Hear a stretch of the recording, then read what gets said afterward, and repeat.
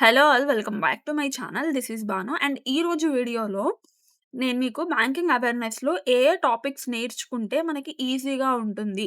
అంటే లైక్ ఏ ఏ టాపిక్స్ నుంచి main priority of topics ఏమేముంటాయి అనేదైతే చెప్తాను.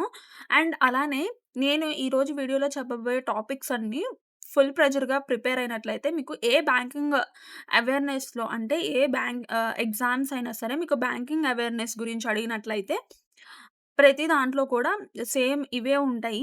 సో, వన్స్ ఒక్కసారి మీరు ప్రిపేర్ అయినట్లయితే ఏ ఎగ్జామ్‌కైనా ఈ బ్యాంకింగ్ అవేర్‌నెస్ అంటే బ్యాంక్స్‌కే మెయిన్‌గా రాస్తూ ఉంటాం కదా! ఈ బ్యాంకింగ్ అవేర్‌నెస్ అనేది యూజ్ అవుతూ ఉంటుంది. అంటే లైక్ ఏ బ్యాంకింగ్ సెక్టార్ అంటే ఎస్‌బీఐ కానివ్వండి, ఐబీపీఎస్ కానివ్వండి, ప్రతి దానికి కూడా ఈ యొక్క బ్యాంకింగ్ అవేర్‌నెస్ అనేది ప్రిలిమ్స్‌లో ఉండకపోవచ్చు. లైక్ మెయిన్స్‌లో అయితే ఖచ్చితంగా ఉంటుంది. అంటే ప్రిలిమ్స్ అంటే గనక మనకి ఐబీపీఎస్‌లో ప్రిలిమ్స్‌లో బ్యాంకింగ్ అవేర్‌నెస్ గురించి అడగరు.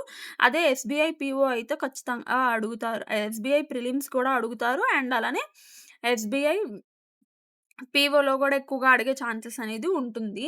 సో, మెయిన్స్‌లో గూడా అడుగుతారండి. లైక్ క్లర్క్ ఎగ్జామ్స్‌కి రాస్తున్నారనుకోండి, మెయిన్స్‌లో అడిగే ఛాన్సెస్ అనేది ఉంటుంది. ప్రిలిమ్స్‌లో అడగకపోయినా. సో, ఇవి మెయిన్‌గా ప్రిపేర్ అవ్వండి. నేను ఈరోజు చెప్పే టాపిక్స్ అన్నీ కూడా డీటెయిల్డ్‌గా చెప్తాను. ఏది ఫస్ట్ ప్రయారిటీ, ఏది లీస్ట్ ప్రయారిటీ అనేది చెప్తాను. సో, ఫస్ట్ ఆఫ్ ఆల్ ఈ బ్యాంకింగ్ అవేర్‌నెస్‌లో ఫస్ట్ టాపిక్ వచ్చేసి బ్యాంకింగ్ సిస్టమ్.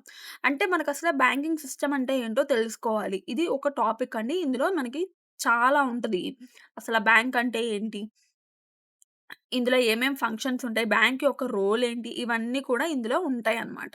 ఈ బ్యాంకింగ్ సిస్టమ్‌లో. నెక్స్ట్ వన్ వచ్చేసి రిజర్వ్ బ్యాంక్ ఆఫ్ ఇండియా. ఇదొచ్చేసి రిజర్వ్ బ్యాంక్ ఆఫ్ ఇండియా గురించి డీటెయిల్‌గా ఉంటుంది ఈ చాప్టర్‌లో.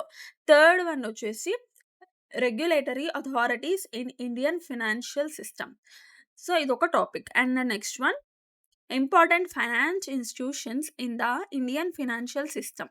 ఇది మనం లిస్ట్ 2లో పెట్టుకోండి. ఇవన్నీ కూడా నేను చెప్పేయన్నీ కూడా లిస్ట్ 1కి సంబంధించినయి. అండ్ ఈ ఫోర్త్ వన్ వచ్చేసి లిస్ట్ 2కి పెట్టుకోండి. సో, నెక్స్ట్ వన్ వచ్చేసి పేమెంట్ సిస్టమ్ ఇన్ ఇండియా. ఇండియాలో పేమెంట్ సిస్టమ్ గురించి ఉంటది. అండ్ అలానే government of India schemes related to the financial services. And అలానే money market and its products గురించి. అండ్ అలానే securities market and its product గురించి. And అలానే అబ్రివేషన్స్ అండ్ ఫినాన్స్. ఫినాన్స్ మీద అబ్రివేషన్స్ ఉంటాయి. ఇవన్నీ గూడా ఫస్ట్ లిస్ట్ ఆఫ్ ప్రయారిటీలో పెట్టుకోండి. ఫస్ట్ ఇవి చదవండి. అంటే నేను ఇక్కడ కొన్నిటికి స్టార్ మార్క్స్ పెట్టాను. అంటే ఇవి బాగా ఇంపార్టెంట్ అని. సో, ఈ లిస్ట్ 1లో కూడా ఫస్ట్ బ్యాంకింగ్ సిస్టమ్ గురించి, రిజర్వ్ బ్యాంక్ ఆఫ్ ఇండియా గురించి, అండ్ అలానే పేమెంట్ సిస్టమ్ ఆఫ్ ఇండియా గురించి, అండ్ అలానే government of India schemes related గురించి, అండ్ అబ్రివేషన్స్ గురించి.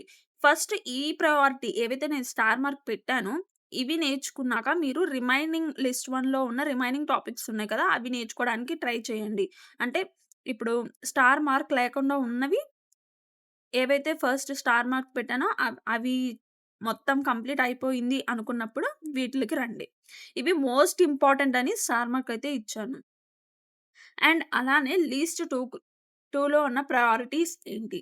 ఇక్కడ నేను ఏదైతే చెప్పానో ఈ fourth one important finance institutions in Indian financial system. ఇది కూడా లిస్ట్ 2కి సంబంధించిందే.